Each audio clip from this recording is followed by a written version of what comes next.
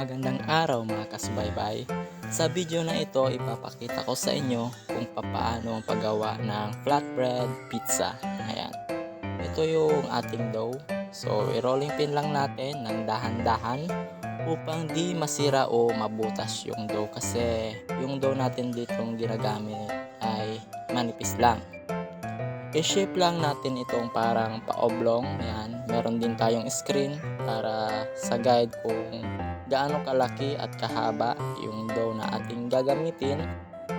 So, iiwasan lang natin dito na hindi mabutas yung ating dough para hindi siya dumikit sa screen. So, natapos natin siyang ihulma, lalagyan natin ng red sauce. Ayan. Ito yung special and secret ingredients namin.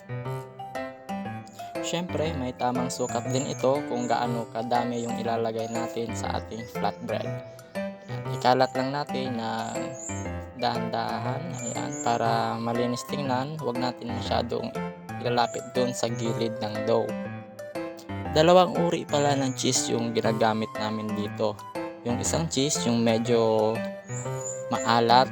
Ayan, yung pangalawang cheese is yung parang elastic na siya. Ayan. Tinitimbang natin yan para tamang-tama yung magiging alat at lasa niya. Kalat lang natin yan. Parang ganito. Yan. Ito yung isa sa mabenta sa amin. Yung flavor niya is Scarleon Supreme.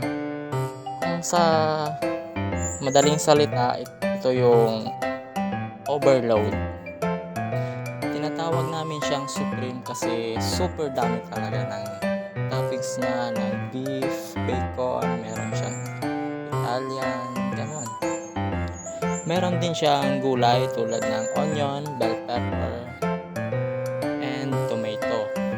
So, tapos na natin i-prepare yung ating flatbread pizza. Sasalang natin siya sa oven. And ayusin lang natin yung pagkakahulma. Ayan, para maganda yung kalabasan ng ating flatbread pizza.